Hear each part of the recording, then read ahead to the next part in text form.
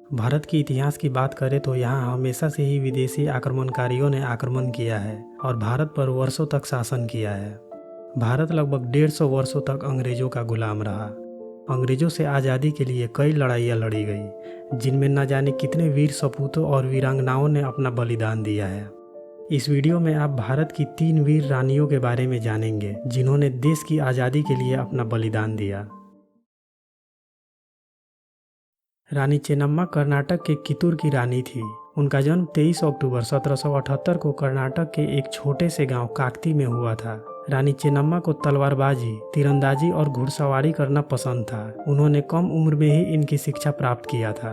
15 साल की उम्र में रानी चेन्नम्मा की शादी राजा मल्ला सर्ज के साथ हुआ।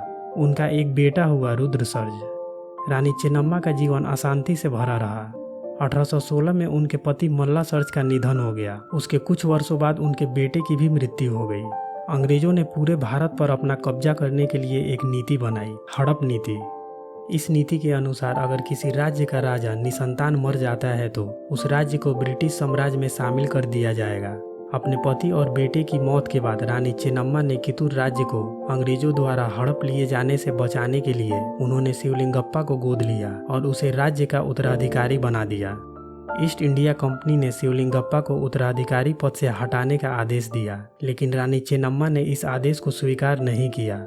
अंग्रेजों ने कितूर और उसके खजाने पर कब्जा कर लिया। रानी चेन्नम्मा ने लगभग 21,000 पुरुषों की फौज जुटाई और अंग्रेजों से युद्ध किया। इस युद्ध में रानी चेन्नम्मा ने अंग्रेजों को धूल चटा दी। अंग्रेज बुरी तरह हार गए। अंग्रेजों ने कुछ दिनों बाद फिर से युद्ध किया, लेकिन इस बार अंग्रेजों ने रानी चेन्नम्मा को पकड़ लिए और उन्हें बैल होंगल किले में कैद कर दिए। वहां रानी चेन्नम्मा का स्वास्थ्य ठीक न होने के कारण उनका निधन हो गया। भारत की वीरांगनाओं की बात करें तो सबसे पहले हमारे जहन में रानी लक्ष्मीबाई का ही नाम आता है। 19 नवंबर 1828 को बनारस में रानी लक्ष्मीबाई का जन्म हुआ था। उनके पिता का नाम मोरोपंत तांबे था, जो झांसी के राजा गंगाधर राव के दरबार में काम किया करते थे।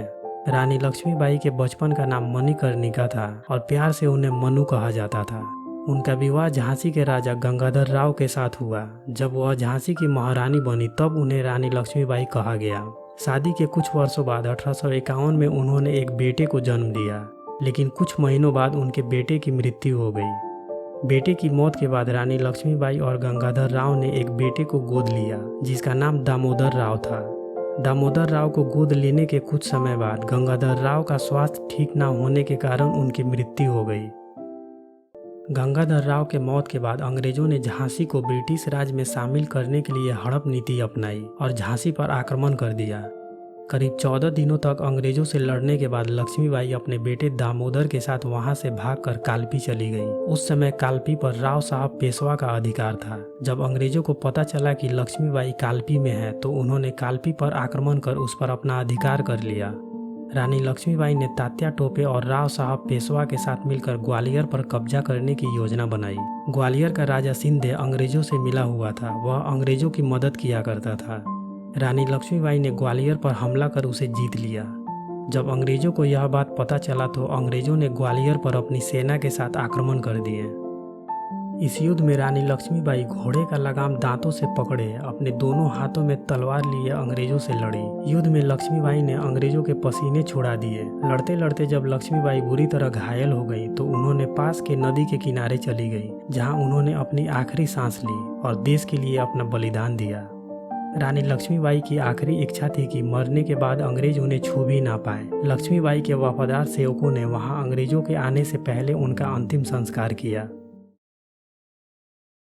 बेगम हजरत महल अंग्रेजों के खिलाफ 1857 के विद्रोह में लड़ने वाली पहली महिला थी। 1820 में अवध प्रांत के एक छोटे से गांव के गरीब परिवार में बेगम हजरत महल का जन्म हुआ।